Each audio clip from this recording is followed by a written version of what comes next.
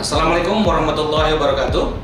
Pada kesempatan kali ini kita akan memaparkan materi mengenai pengoperasian jaring instan hanyut. Adapun cakupan materinya diantaranya dari mulai persiapan, setting, drilling, kemudian hauling, dan menata alat.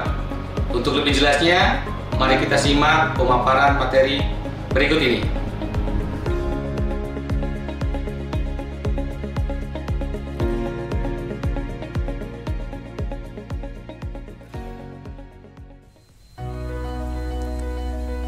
Mengoperasikan jaring insang hanyut atau drift gill net.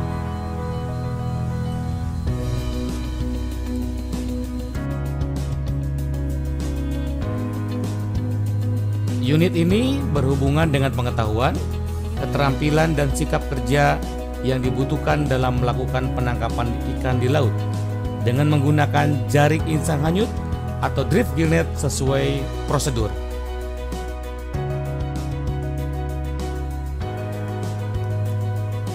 Tujuan pembelajaran diharapkan mampu menguasai kompetensi 1. Persiapan alat dan perlengkapan, 2. Menurunkan alat tangkap atau setting, 3. Menghanyutkan alat tangkap atau drifting, 4. Menaikkan alat tangkap atau hauling, dan 5. Menata alat.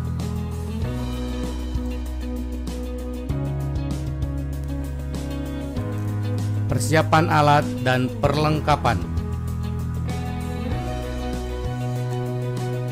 Jaring insang hanyut termasuk alat penangkapan yang pasif dan dinamakan jaring insang hanyut karena pada umumnya ikan yang tertangkap akan terjerat pada penutup insang atau operkulum mata jaring atau akan tergulung pada jaring tersebut.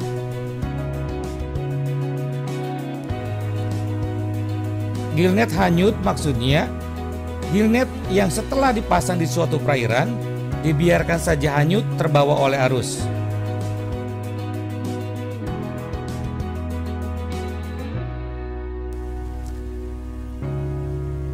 Adapun cara ikan tertangkap pada alat tangkap drift gill net, yang pertama adalah disebut dengan snake git atau ikan terjerat di belakang mata.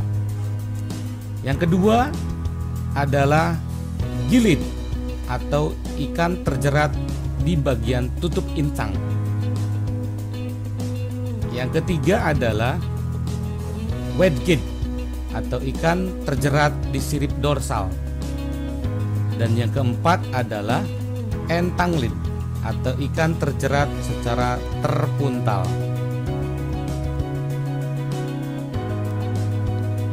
Sebelum operasi dimulai, semua peralatan dan perbekalan harus disiapkan dengan teliti. Jaring harus disusun di atas kapal dengan memisahkan antara pemberat dengan pelampung supaya mudah menurunkannya dan tidak kusut.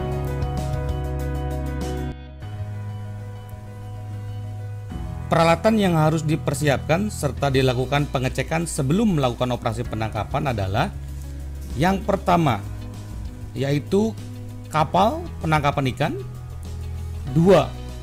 Jaring alat tangkap gill net, 3. Peta laut daerah operasi penangkapan ikan, 4. Kompas, 5.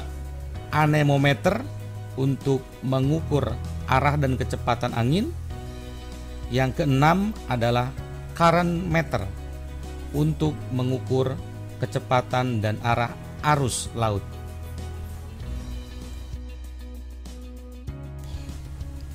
Syarat daerah penangkapan alat tangkap gill net yang pertama adalah arus tidak terlalu kuat atau kurang dari 4 knot dan arahnya beraturan. 2. Perairan bukan daerah alur pelayaran. 3. Jangan di perairan terlalu dalam atau kisaran 20-30 meter. Dan 4. Jangan memasang di dasar laut yang berkarang.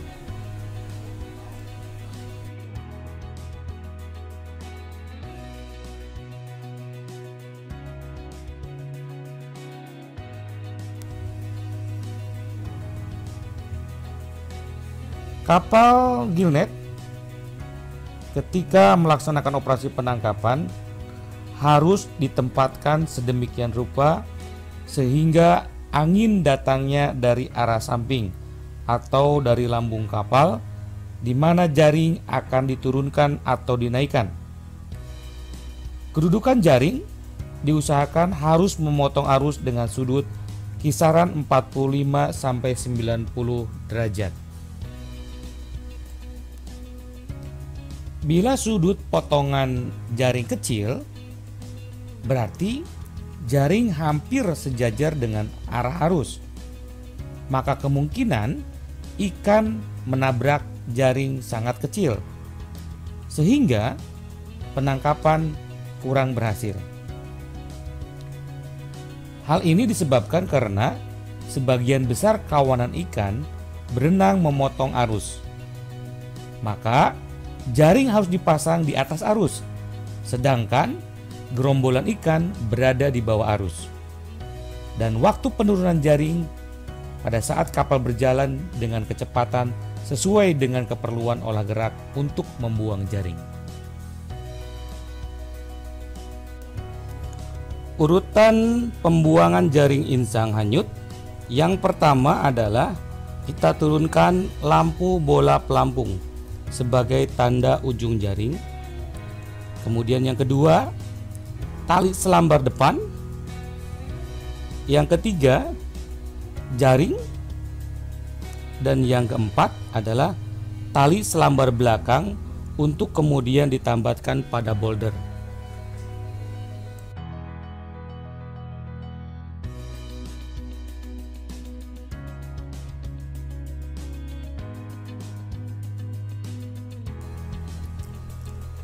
Setelah bagian alat tangkap semua diturunkan, kemudian jaring didiamkan beberapa saat dan membiarkan jaring insan hanyut tersebut terbawa gelombang dan arus perairan. Sekitar 3-5 jam kemudian, jaring dapat diangkat atau dinaikkan ke atas kapal untuk diambil ikannya. Untuk mendapatkan hasil penangkapan yang baik, jaring bisa didiamkan selama tidak boleh dari 5 jam. Tetapi apabila lebih dari 5 jam didiamkan di perairan, maka akan mengakibatkan ikan-ikan yang tertangkap sudah mulai membusuk atau dimakan oleh ikan lain yang lebih besar.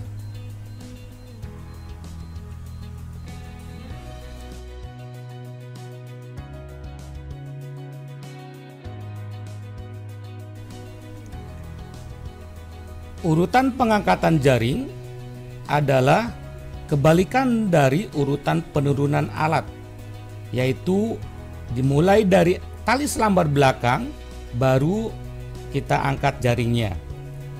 Tali selambar muka dan tar akhir adalah pelampung tanda.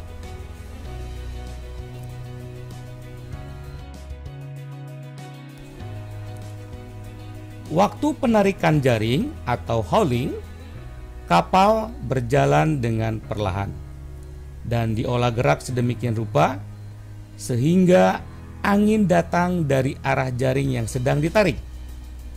Dengan demikian, angin akan mendorong kapal dan keadaan seperti ini dapat meringankan dalam penarikan jaring. Di samping itu, jaring tidak mudah masuk ke dalam propeller. Apabila ada ikan yang tertangkap, maka lepaskanlah ikan tersebut dari jaring dengan hati-hati agar ikan tidak sampai terluka. Ikan-ikan yang sudah terlepas dari jaring segera dicuci dengan air laut yang bersih dan langsung dapat disimpan ke dalam palka dengan dicampur pecahan es atau garam secukupnya agar ikan tidak cepat membusuk.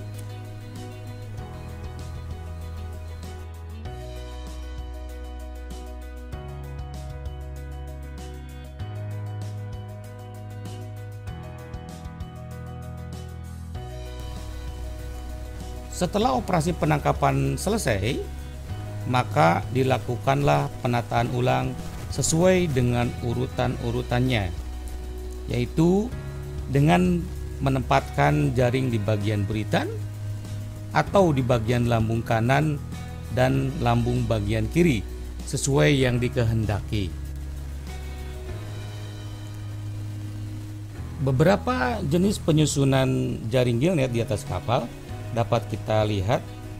Yang pertama adalah penyimpanan jaring gillnet di buritan. Kemudian yang kedua adalah jenis penyimpanan jaring gillnet di lambung kiri. Dan yang ketiga adalah jenis penyusunan jaring gillnet di lambung kanan.